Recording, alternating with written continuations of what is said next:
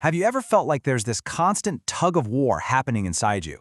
Good versus evil, spirit versus flesh, light versus dark. Well, let's get into it, because today we're going to explore a path that goes beyond all that conflict, a journey toward oneness, all inspired by the really thoughtful reflections of author Jimmy Perez.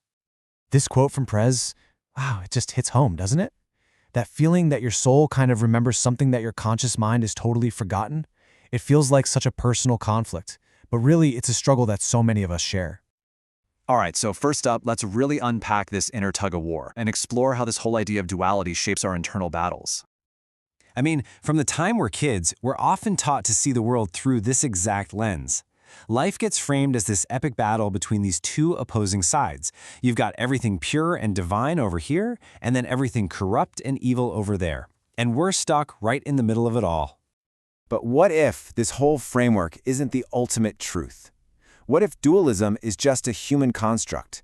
A tool that we came up with to give a name to suffering, to try and make sense of a world that can feel pretty chaotic, and honestly, to help us explain the unexplainable.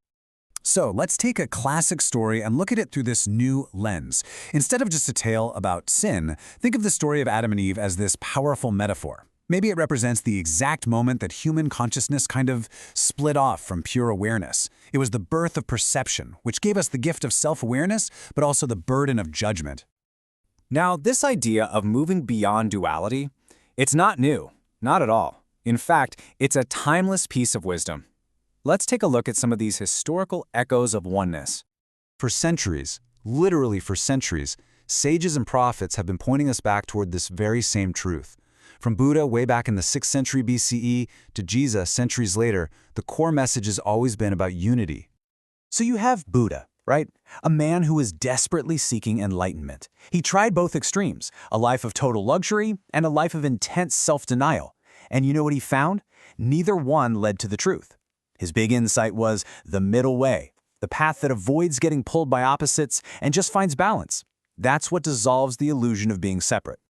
And in a similar way, Jesus' core teachings were all about waking up that divine potential that's inside every single person. When he said, "You are God's," he was pointing to this inner awareness, our connection to the divine. It's a consciousness that's available to everybody, not just a select few. And this brings us to a really key distinction, one that can totally unlock a new way of experiencing life, understanding the difference between perception and awareness. Okay, so perception is how we interpret the world. It needs contrast, good versus bad, right versus wrong. It creates judgment, and it's rooted in belief, which, if you think about it, always has a little shadow of doubt. Awareness, though, awareness is a state of pure being. It doesn't judge, it just is.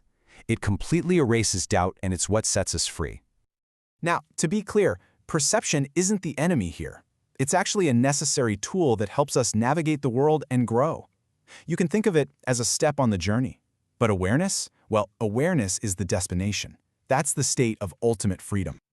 So the big question is, how do we apply this? How do we actually walk this path from conflict to wholeness?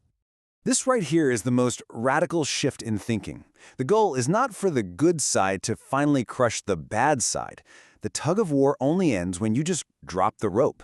Real peace comes from integrating these two forces, from recognizing that, yep, both perfection and imperfection live right inside you. The yin and yang symbol is the perfect picture of this. It's not about two separate halves fighting for control. Look closely. There's a dot of black in the white and a dot of white in the black.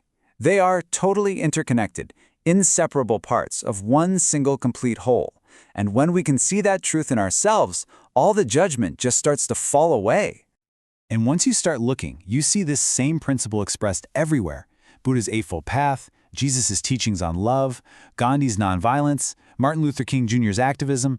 They're all different words, different methods for sure, but they share the exact same vibration. They're all expressions of oneness, of compassion, of awareness. So maybe the best way to think about this whole journey is with a really simple metaphor. Just picture life as a process of tuning an old radio, trying to find that one clear signal. We might start out way down at 87.1 on the dial, where it's all static and noise. And there's nothing wrong with that frequency. It's just part of the spectrum. The journey is about patiently, without judging yourself, just adjusting that dial, moving through the frequencies until you land on that clear, resonant signal of truth and awareness. And that leads us to one last, really powerful thought to leave you with. What if the whole point of this isn't to finally get to some ultimate final answer? What if the real miracle is just being on the journey itself, having the chance to live, to ask questions, and to awaken one day at a time?